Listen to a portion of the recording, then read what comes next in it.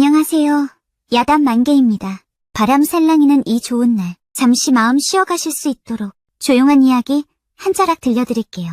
편안히 앉으셔서 함께 해주세요. 형님, 이번에만 이 동생을 한 번만 믿어주십시오. 딱 한 번이면 됩니다. 또 무슨 일이더냐? 돈이라면 저번에 빌려갔지 않았느냐? 아이고 형님, 제가 그깟 돈 때문에 이러는 거 아닙니다. 이 동생을 그렇게 못 믿습니까? 하루는 동생 양칠복이 찾아와 애걸복걸하였습니다. 칠복은 어려서부터 방탕하여 손에 돈이 들어오면 술과 여색에 빠져 흥청망청하였고 끝내 부모가 눈을 감을 때까지도 괘씸하는 법이 없었습니다.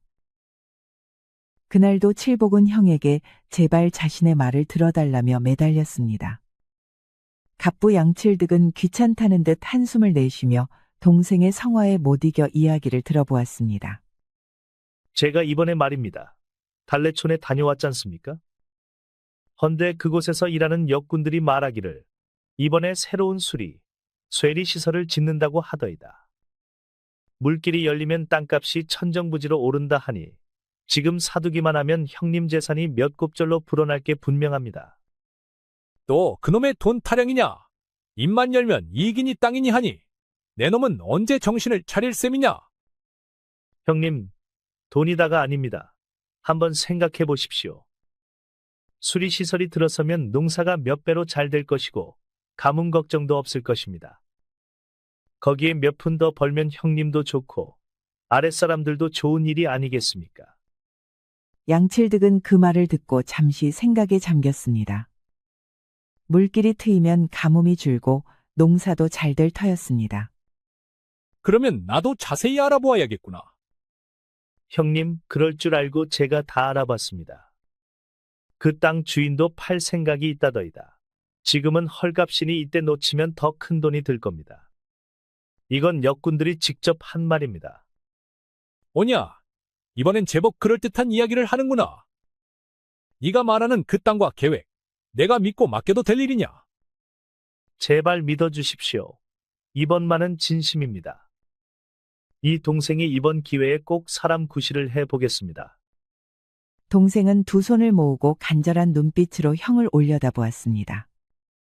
언제나 철없던 그놈이 웬일로 진심을 담은 듯 보였습니다. 양칠득은 잠시 망설이다가 결국 동생을 마지막으로 한 번 더 믿어보기로 하였습니다. 그리고 필요한 자금을 내어주었습니다. 그러나 시간이 지나도 동생은 아무런 소식이 없었습니다. 칠득은 또다시 헛된 짓거리에 돈을 쓴 것이겠거니 하고 체념하였습니다. 마음 한구석에 걸리는 것은 동생의 행방이 묘연하다는 점뿐이었습니다. 그로부터 몇 달이 지나 갑부 양칠득은 그날 상단의 출고를 단속하고 있었습니다. 창고 앞에는 수레가 줄지어 서 있고 상인들과 하인들이 부산히 움직였습니다. 칠득은 장부를 들여다보며 차분히 물품 수량을 확인하고 있었지요. 그때 문 밖에서 요란한 발소리와 함께 포졸들이 들이닥쳤습니다. 죄인 양칠득, 그대는 어명을 받들라. 당장 관하로 가서 그 죄를 해명하라. 죄인이라니, 내가 무슨 죄를 지었다는 말인가? 설명부터 하시오. 내 이름으로 땅을 속여 팔고 관의 재물을 빼돌렸다는 고발이 접수되었다. 관하에서 직접 해명하라.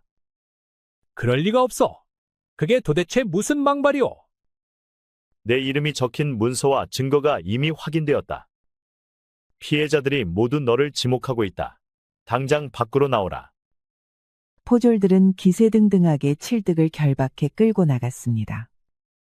마을길에 늘어서 있던 사람들은 놀란 얼굴로 그를 바라보았습니다. 아니, 양어른께서 무슨 죄를 지으셨다는겨? 사기를 치셨다자녀. 그 돈이 보통 돈이 아니래.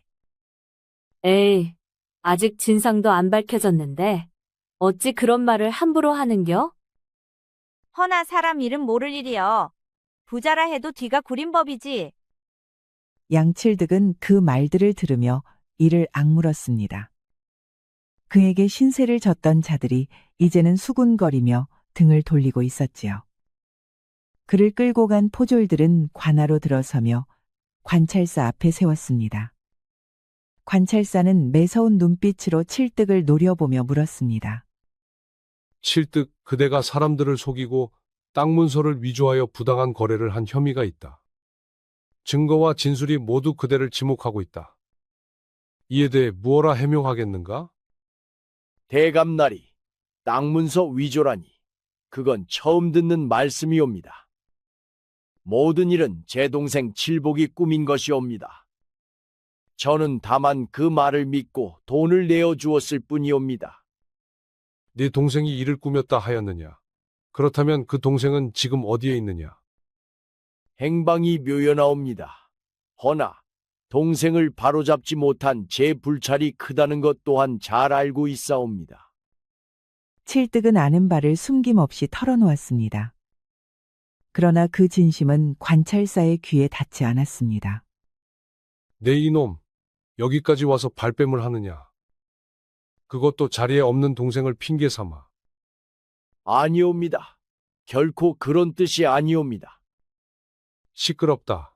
거래 문서에 찍힌 이름이 분명 내 놈이거늘 무슨 변명이 더 필요하단 말이냐?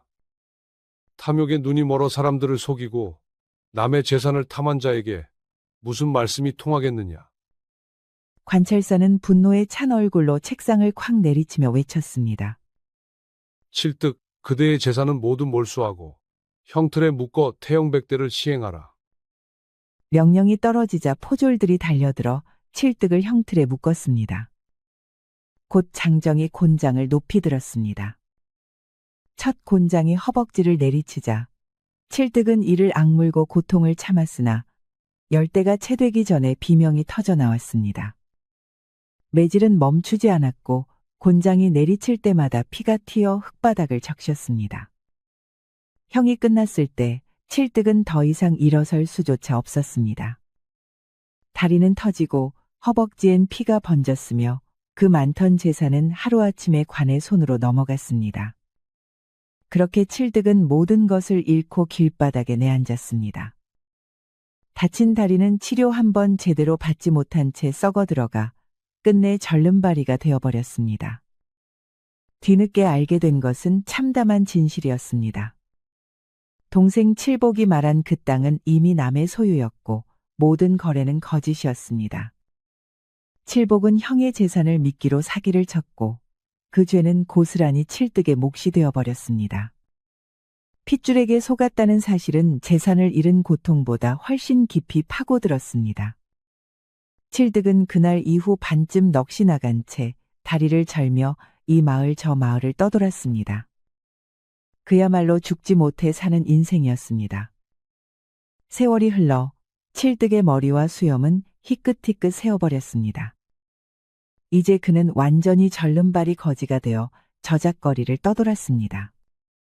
눈빛은 흐리고 옷은 누더기로 변했으며 하루 걸러 이틀, 3일 만에 겨우 얻어먹는 찬밥 한 덩이가 그의 생명이었습니다. 누군가 던져주는 음식이 있으면 허겁지겁 삼켰고 없으면 냄새나는 웅덩이 옆에 주저앉아 하늘만 바라보았습니다. 그러던 어느 날 칠득은 배를 움켜쥐고 어느 대감집 대문 앞에 다다랐습니다. 그 옛날 자신이 드나들던 부잣집들과 다르지 않은 기와지붕의 넓은 마당이 딸린 집이었습니다. 굶주림에 이끌린 그는 부끄러움도 있고 문을 두드렸습니다.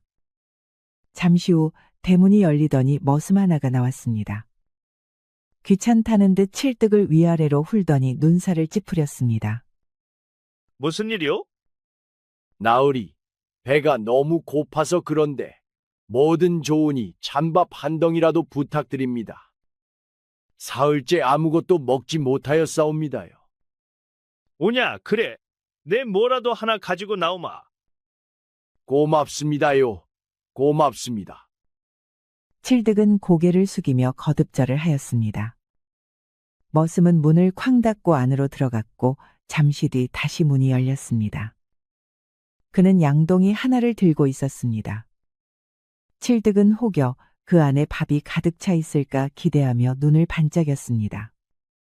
그러나 그 순간 머슴은 아무 말 없이 그 양동이를 번쩍 들어 칠득에게 내리부었습니다. 퍼억하고 쏟아진 것은 밥이 아니라 코를 찌르는 똥물이었습니다. 순간 칠득은 온몸이 젖으며 뒤로 나자빠졌습니다. 똥물은 머리끝에서 발끝까지 흘러내렸고 코를 찌르는 악취가 퍼졌습니다. 이거지 자식이 어디 와서 구걸질이야. 썩 꺼져라, 이 더러운 놈아. 머슴은 욕설을 퍼붓고 들고 있던 물동이를 내던졌습니다. 칠득은 아무 말도 하지 못했습니다. 그저 어깨를 축 늘어뜨린 채 절뚝이며 뒷걸음질로 물러났습니다.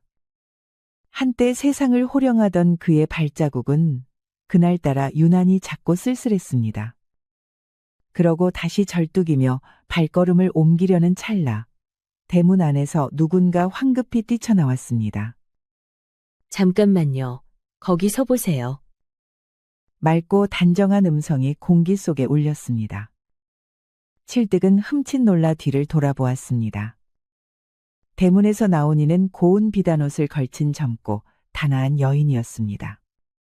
그녀는 다급히 달려와 칠득 앞에 서더니 정중히 허리를 굽혔습니다. 정말 죄송합니다. 우리 집 머슴이 큰 무례를 저질렀군요.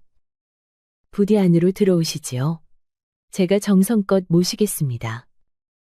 마님, 정대감 나으리께서 이를 아시면 경을 치실 것이옵니다요. 어서 이분을 안으로 모시고 몸을 씻기고 따뜻한 밥을 대접하거라. 머슴은 겁에 질린 얼굴로 허리를 굽혔습니다. 칠득은 따뜻한 물에 몸을 씻고 새 옷을 받아 입었습니다. 거울에 비친 자신은 낯설었습니다. 한때 부자였던 사내의 흔적은 사라지고 초라하지만 깨끗해진 노인이 서 있었습니다. 잠시 뒤 상위에는 정갈한 밥과 찬거리가 놓였습니다. 칠득은 두 손으로 밥을 움켜쥐고 허겁지겁 먹었습니다. 예전 같으면 격식을 차려 수저를 들었겠지만 이제는 체면 따위 남지 않았습니다. 오랜만에 먹는 따뜻한 밥 한 술에 목이 메었습니다. 식사를 마친 칠득은 숨을 돌리며 방안을 살폈습니다. 겉보기엔 으리으리한 대감집이었으나 자세히 보니 사정이 달랐습니다.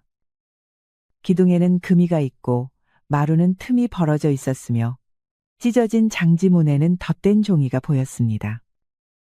가구들은 닳고 부엌 부뚜막에는 먼지가 내려앉아 있었습니다. 분명 한때 잘나던 집안이었으나 지금은 기운 기색이 역력했습니다. 그럼에도 불구하고 수련마님의 따뜻한 마음은 허물어진 집보다 더 단단했습니다. 칠득은 그 마음에 큰 감사를 느꼈지요. 칠득은 수련마님이 있는 방 앞으로 가 조용히 엎드려 절을 올렸습니다. 마님, 까딱하면 이 늙은이가 길에서 굶어 죽을 뻔하였사옵니다. 이렇게 자비를 베풀어 주신 덕에 겨우 목숨을 부지하였사옵니다. 어르신, 무슨 말씀을 그리 하십니까? 따뜻한 밥 한 끼 내어드린 것이 큰일도 아닌데요. 아닙니다, 마님. 마님께서 주신 것은 밥 한 그릇이 아니라 사람의 도리요, 살아갈 힘이옵니다. 수련은 잠시 칠득을 바라보다가 부드럽게 미소 지었습니다. 가실 곳이 없다면 방 하나 내어드리겠습니다. 며칠이라도 편히 쉬다 가세요. 칠득은 고개를 저으며 허리를 곧게 세웠습니다. 마님, 아무리 제가 초라한 신세라 해도 염치는 있습니다. 그저 감사의 마음만 전하려 나왔을 뿐, 그 이상은 바라지 않사옵니다. 그의 옷은 누더기였으나 언행에는 품격이 남아 있었지요. 이에 수련마님은 문득 생각이 스쳤습니다. 이 노인은 어쩐지 평범한 거지가 아닌 것 같았지요. 어르신 너무 사양하지 마십시오. 괜찮습니다. 제가 방을 하나 내드릴 테니 몸도 추스르고 천천히 가십시오. 마님은 하인들에게 광 근처에 자리를 마련하도록 명했습니다. 칠득은 광에서 밤을 보내게 되었습니다. 거친 바닥이었으나 오랜만에 느끼는 따뜻한 온기와 사람의 정이 있었습니다. 칠득의 눈가에 고마움과 한이 섞인 눈물이 맺혔습니다. 얼마 지나지 않아 조심스레 문이 열렸습니다. 등잔불을 든 수련마님이 들어왔습니다. 실례합니다. 어르신, 이런 창고에서 쉬게 해드려서 정말 죄송합니다. 부디 너그러이 이해해 주십시오. 아닙니다. 마님, 이렇게까지 보살펴 주신 것만으로 이미 과분한 은혜를 입었습니다. 염려 마십시오. 오히려 제가 마님께 드릴 말씀이 있어 기다리고 있었습니다. 드릴 말씀이라니요? 무엇인지 말씀해 보시지요. 칠득은 천천히 허리를 세우고 마님을 바라보았습니다. 마님, 제 말이 무례가 되지 않기를 바랍니다만, 댁이 지금 큰 어려움에 처해 있는 듯 보입니다. 아니, 그것을 어찌 아셨습니까? 제가 저녁을 먹으며 살펴보았습니다. 찬장에는 귀한 그릇이 사라졌고, 하인들은 낡은 물건을 손보며 버티고 있었습니다. 부엌의 연기 또한 옛집답지 않게 옅었지요. 그리고 대감 어른의 초조한 기색이 눈에 띄었습니다. 오랜 세월 장사판을 굴러본 제 눈으로 보건대 집안 살림이 기울고 있는 듯하옵니다. 수련은 잠시 말을 잇지 못했습니다. 이 노인의 말은 마치 오랜 상인의 눈으로 꿰뚫어 보는 듯 했습니다. 어르신, 말씀하신 것이 모두 맞습니다. 사실 남편 대감께서 지인과 어떤 거래를 꾸미기 시작한 뒤로 집안이 급격히 기울었습니다. 신뢰가 되지 않는다면 그 일에 대해 좀 더 자세히 들을 수 있겠습니까? 그제야 수련마님은 한숨을 내쉬며 모든 사정을 조용히 털어놓기 시작했습니다. 정대감의 친구는 몇 해 전부터 새로운 땅을 개발해 큰 이익을 볼 수 있는 기회를 제안했다고 했습니다. 땅 개발이 완료되면 고을의 상권과 농경지가 활발해져 엄청난 수익을 얻을 것이라고 설득한 거지요. 정대감은 친구의 말에 주저없이 거액의 자금을 투자했고, 이후 그 친구는 경작지 구입을 명목으로 여러 땅을 정대감 명의로 매입했다고 합니다. 이 이야기를 들은 칠득은 낮게 탄식을 내었습니다. 이는 칠득의 동생이 사기를 쳤을 때와 완전히 같은 방식이었기 때문입니다. 정대감은 현재 명백히 사기를 당하고 있었습니다. 사기를 당하여 모든 것을 잃어본 칠득은 누구보다도 확신할 수 있었지요. 대감 어른께서 그 친구에게 사기를 당하고 계신 것 같습니다. 그럴 리가요. 그분과 대감께서는 아주 막역한 사이입니다. 함께 자란 소꿉친구라 의심할 여지가 없을 만큼 신뢰하고 계십니다. 마님, 사람은 믿는 자에게서 속는 법이지요. 제가 비록 이 꼴로 살고 있지만 예전에는 큰 상단을 거느리던 갑부였습니다. 제가 여기서 머슴으로 일하며 은혜를 갚는 동안 대감께서 당하고 계신 사기를 막을 방도를 찾아보겠습니다. 어르신, 정말 그게 가능하겠습니까? 믿어주십시오. 마님, 제가 가진 것은 이 늙은 머리와 경험뿐입니다. 대감 어른과 집안을 위해 무엇이라도 해보겠습니다. 칠득이 그리 말하자 수련마님은 감사하다며 칠득의 주름진 손을 맞잡았습니다. 칠득은 정대감 댁에서 나이든 머슴으로 머물며 낮에는 고된 일을 하고 밤에는 정대감과 친구의 거래를 꼼꼼히 조사했습니다. 그는 주변의 정보를 수집하며 사기를 막을 방법을 찾으려 했습니다. 그러나 이미 벌어진 일은 돌이킬 수 없을 만큼 깊게 진행되고 있었고 정대감은 친구의 의도를 끝까지 의심하지 않았습니다. 게다가 고작 늙은 절름발이 머슴이 어떻게 사기를 막을 수 있을까요? 애초에 불가능한 일이었던 것이었습니다. 결국 정대감은 칠득과 마찬가지로 관청에 끌려갔습니다. 정대감은 억울함을 호소했으나 증거는 모두 정대감이 범인으로 지목되었습니다. 반면 정대감의 친구는 이미 종적을 감춘 다음이었죠. 관아는 정대감의 재산을 모두 몰수했으며 정대감은 결국 죄인으로 끌려가 형장의 이슬로 생을 마감하고 말았습니다. 이 소식을 들은 수련마님은 하염없이 울었습니다. 그녀는 이제 정대감 댁에 남겨진 채 빚더미에 앉아 더 이상 희망이 없는 처지가 되었습니다. 집안의 재산이 모두 정리된 후 빚쟁이들은 수련마님을 기방에 팔아 빚을 대신 갚겠다고 위협했습니다. 그녀는 두려움에 떨며 어찌해야 할지 몰랐습니다. 칠득은 이 모든 상황을 지켜보며 가슴 깊이 한탄했습니다. 백방으로 노력했음에도 수련마님을 돕지 못한 것에 마음이 아팠습니다. 이에 칠득은 결심을 했지요. 그동안 일을 하며 조금씩 모아둔 쌈지돈을 꺼내들었습니다. 얼마 되지 않는 돈이었지만 그가 가진 전부였습니다. 칠득은 밤늦게 수련마님을 찾아갔습니다. 그녀는 초췌한 얼굴로 방 안에 웅크리고 있었습니다. 마님, 이 늙은이가 가진 것이라곤 이 쌈지돈밖에 없습니다. 부디 받아주시옵소서. 어르신, 이게 무슨 말씀이십니까? 저는 이제 다 끝났습니다. 이런 돈을 받아도 아무 소용이 없습니다. 아닙니다, 마님. 지금은 그저 버티는 것이 중요합니다. 아시겠습니까? 이는 마님이 저에게 가르쳐준 교훈입니다. 버티고 버티면 반드시 좋은 날은 오게 되어 있습니다. 수련마님은 칠득의 진심 어린 말을 듣고 눈물을 흘렸습니다. 그녀는 돈을 거절하려 했지만 칠득의 간절한 설득에 결국 쌈지돈을 받아들였습니다. 마님, 마음을 단단히 먹으십시오. 제가 다시 돌아올 때까지 부디 꿋꿋이 견뎌주십시오. 반드시 마님을 구하고 말겠습니다. 칠득은 수련마님과의 약조를 가슴에 품고 정대감댁을 떠나 홀로 길을 나섰습니다. 비록 가진 것이라고는 빈손과 남루한 옷뿐이었지만 그는 마음속 깊이 결심했습니다. 그날 칠득은 수련마님에게 단순 따뜻한 밥과 잠자리를 받은 것이 아니었습니다. 다시 한 번 더딛고 일어설 희망을 주었지요. 먼저 칠득은 장사를 시작하기로 했습니다. 그동안 거지 생활을 하며 조선 곳곳을 돌아다녔던 경험은 그에게 소중한 자산이었습니다.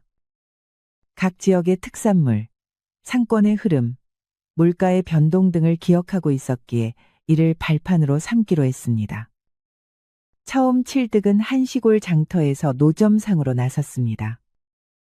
빌린 돈으로 값싼 품목, 예컨대 염색되지 않은 무명천이나 값싼 소금 몇 포대를 사들여 다른 고을로 옮겨 되팔기 시작했습니다. 그렇게 발품을 팔아가며 직접 장터를 돌았고 장터에서 만난 상인들과 인연을 쌓아갔습니다. 그렇게 작은 이익에도 만족하며 번 돈을 다시 물품에 투자했습니다. 혹독한 날씨와 고된 길 위의 삶 속에서도 단 한 번도 지칠 줄 몰랐습니다.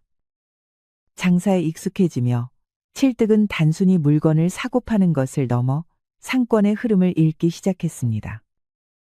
해안가에서 조업량이 많아지면 내륙에서는 생선의 수요가 증가한다는 사실을 알게 되었고 미리 건어물을 들여와 큰 이익을 남겼습니다. 또한 한양 근처의 비단이 남쪽에서는 귀한 대접을 받는다는 점을 이용해 값싼 비단을 대량으로 사들여 먼 지방으로 운반했습니다. 다만 칠득은 고리대금을 멀리하고 정직한 거래로만 신뢰를 쌓았습니다. 아무렴 자신과 수련마님을 나락으로 떨어뜨린 것은 바로 사기였지 않았습니까? 칠득의 이런 남다른 청렴결백한 태도로 상인들 사이에서 양씨의 말을 믿어도 손해보지 않는다는 말이 퍼졌습니다. 그러나 칠득은 상거래는 혼자만의 힘으로는 한계가 있다는 것을 깨달았습니다. 곧 자신의 뜻을 함께할 동료들을 찾기 시작했습니다. 처음에는 소규모 상인들을 위주로 무리지었습니다. 이들에게 칠득은 경험과 지식을 나누며 장사하는 법을 가르쳤고 동시에 공정한 수익 분배를 약속했습니다. 항상 칠득은 그러면서 강조했던 말이 있었습니다. 혼자 벌어도 좋지만 함께 벌면 더 많은 이익을 나눌 수 있어. 남을 속이지 마시고 자기 자신도 속여서는 아니 돼요. 장사는 신뢰가 기본이요. 그거 좋구려. 그래, 우리가 항상 천대받은 이유가 뭔가? 새치어로 남을 속여서 벗겨먹으려고만 하니까 그런 거지? 양심아리 옳소. 칠득의 진심 어린 말에 많은 상인이 마음을 열었습니다. 이들은 칠득의 신념과 정직함에 감복하여 그의 상단에 합류했습니다. 이후 칠득은 양호상단, 바리성든라 불리며 점차 규모가 커져갔지요. 이윽고 조선 팔도에서는 이름만 들어도 알아듣는 대형 상단이 되었습니다. 상단이 커지며 칠득은 단순히 물건을 사고 파는 데서 벗어나 생산과 유통의 체계를 구축하기 시작했습니다. 칠득은 먼저 밀가루와 종이를 대량으로 생산할 수 있는 제분소와 제지공장을 건립했습니다. 이를 위해 관료 시절 쌓았던 인맥을 활용해 땅과 노동력을 확보했지요. 또한 수송 시간을 단축하기 위해 백길과 육로를 연결하는 교역망을 설계했습니다. 더불어 공정한 거래를 원칙으로 삼았고 지역 상권을 존중하며 무리한 경쟁을 피했습니다. 이런 태도는 백성들의 호감을 샀고 관아에서도 칠득을 눈여겨볼 정도였지요. 세월이 흘러 칠득은 막대한 부를 축적하게 되었습니다. 그는 관아와 긴밀한 관계를 유지하며 조정에 중요한 물품을 공급하는 상인으로 자리 잡았습니다. 칠득의 상단은 조선 곳곳의 농작물, 광물, 직물을 매매하며 번성했고 양호상단의 명성은 이웃 나라에까지 퍼졌습니다. 그러나 칠득은 결코 자신의 부를 자랑하지 않았습니다. 검소한 생활을 하며 상단의 이익을 공정하게 분배하였지요. 반면 수련마님은 기방에서 온갖 고초를 당하고 있었습니다. 하루하루가 지옥과도 같았지요. 한때 대감집의 주인마님의 생활을 했던 수련마님이었지만 지금은 그저 미천한 기생에 불과하였습니다. 취객들에게는 그저 하룻밤의 놀이개 취급이나 받게 되었습니다. 부유한 상인, 권세를 휘두르는 관료, 심지어는 지방의 양반까지. 이들은 모두 술에 취해 수련마님에게 고약한 짓을 일삼았습니다.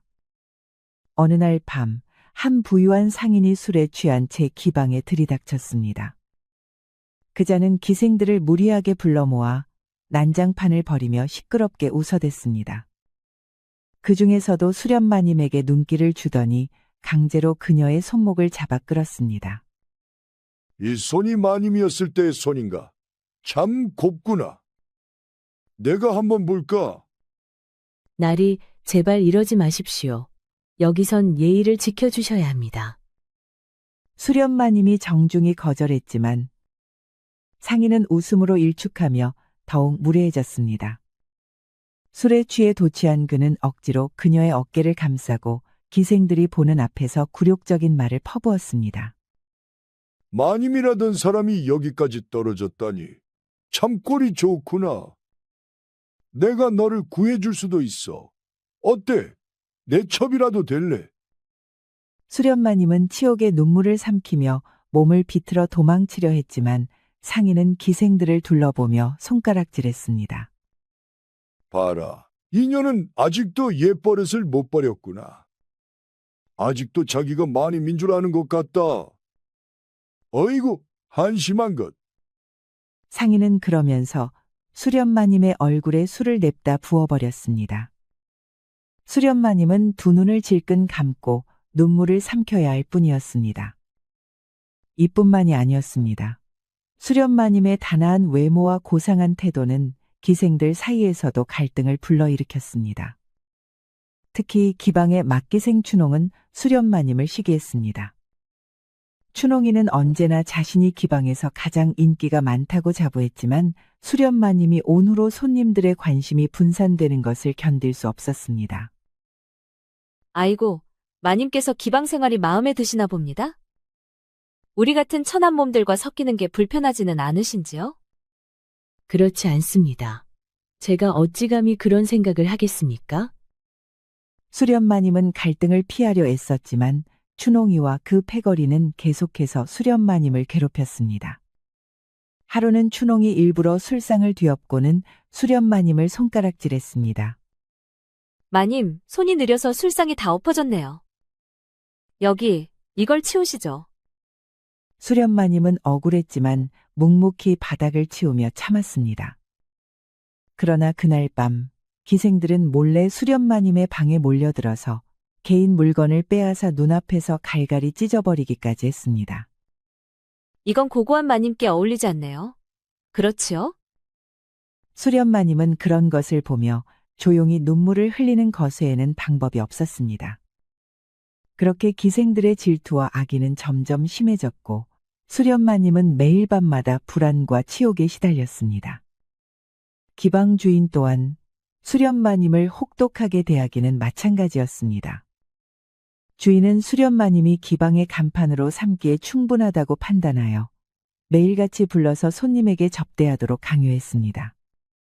수련마님은 병에 걸릴 정도로 무리한 일을 해야 했지만 그럼에도 빚은 줄어들지 않았습니다. 내년이 갚을 빚은 아직도 많이 남았다. 그러니 게으름 피울 생각 말거라. 나으리, 제발 하루만 쉬게 해주십시오. 몸이 더 이상 견딜 수 없사옵니다. 그러나 기방 주인은 그리 말하는 수련마님의 뺨따기를 올려붙였습니다. 어이쿠, 한쪽 뺨만 붉으면 못나 보이겠구나. 내가 다른 쪽도 한 대 더 갈겨주마.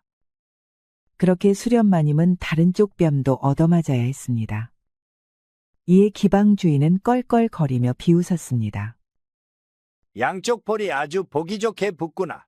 이 정도면 화장도 할 필요 없겠어. 알았으면 썩 나가서 손님이나 바꿔라.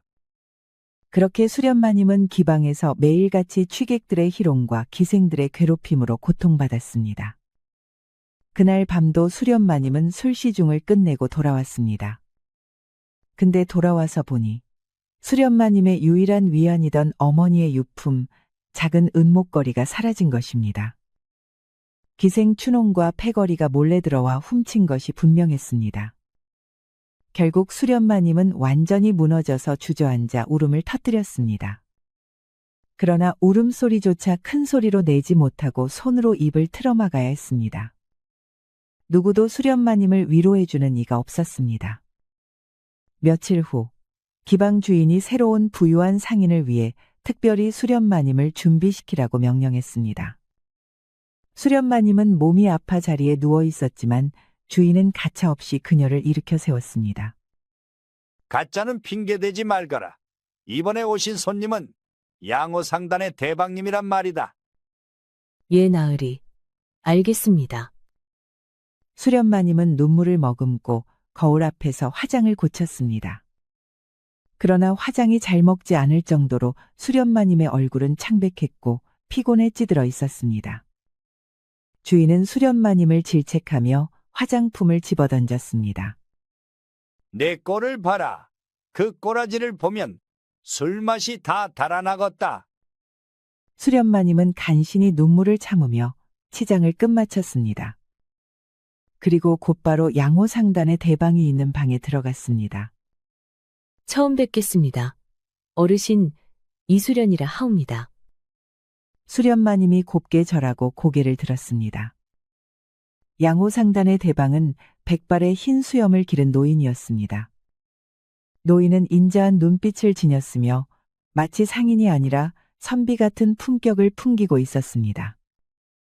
수련마님은 잔을 따르며 조심스럽게 인사했습니다. 나으리, 환영합니다. 부족하지만 오늘 성심성의껏 모시겠습니다. 그런데 노인의 손이 떨리며 잔을 놓치는 것이었습니다. 노인은 깜짝 놀란 얼굴로 수련마님을 바라보았습니다. 여기 계셨군요, 마님. 수련마님은 그 말에 굳어버렸습니다. 대방은 바로 거지 노인이었던 양칠득이었던 것입니다. 수련마님은 그만 깜짝 놀라서 따르던 술병을 놓치고 말았습니다. 어르신, 정말 어르신이신가요? 얼마나 고생이 많으셨습니까? 절름발이 노인네가 너무 늦어버렸습니다. 저를 용서해 주십시오. 칠득은 비틀거리며 일어나 수련마님에게 깊게 절하였습니다. 수련마님은 이미 눈물을 줄줄 흘리며 그런 칠득의 손을 맞잡았습니다. 칠득은 그런 마님에게 그간 있었던 모든 일을 소상히 설명해 주었지요. 수련마님은 흐르는 눈물을 닦을 생각을 하지도 못하고 모든 이야기를 들었습니다. 마님 같은 분이 이런 취급을 받다니 결코 용납할 수 없습니다. 이제 모든 고생은 끝났습니다. 제가 다 알아서 처리하겠습니다. 칠득은 기방 주인을 불러들였습니다. 기방 주인은 대방이 자신을 찾는다는 소식에 황급히 뛰어왔습니다. 이 기생의 기패를 내가 사겠다. 값이 얼마든 내가 치르리라. 주인은 처음엔 당황했지만 양호 상단 대방의 위세를 감히 거스를 수 없었습니다. 칠득은 그 자리에서 많은 돈을 주고 기패를 사들였습니다. 그는 즉시 기패를 불 속에 던져버리며 단호히 말했습니다. 마님은 이제 자유입니다. 이런 곳에서 한순간도 더 있을 이유가 없습니다. 칠득은 수련마님을 데리고 기방을 떠난 뒤 수련마님에게 저질렀던 악행을 듣고 아주 크게 분노하였습니다. 칠득은 양호 상단의 정보망을 이용해 기방 주인의 부정과 비리를 낱낱이 캐내었지요. 먼저 기방 주인이 관청에 납부하지 않은 세금과 뇌물을 조사하여 그 증거를 관아에 넘겼습니다. 관아에서는 즉시 조사를 벌였고 주인의 비리는 차곡차곡 드러났습니다. 하나하나 밝히고 나니 기방 주인이 저지른 죄는 끝도 없이 나왔습니다. 몰래 밀거래를 하기도 하고 기방 일꾼들에게 제대로 품삯도 제대로 치르지도 않고 있었지요. 또한 칠득은 주변의 상인들에게 기방과의 거래를 끊도록 설득했습니다.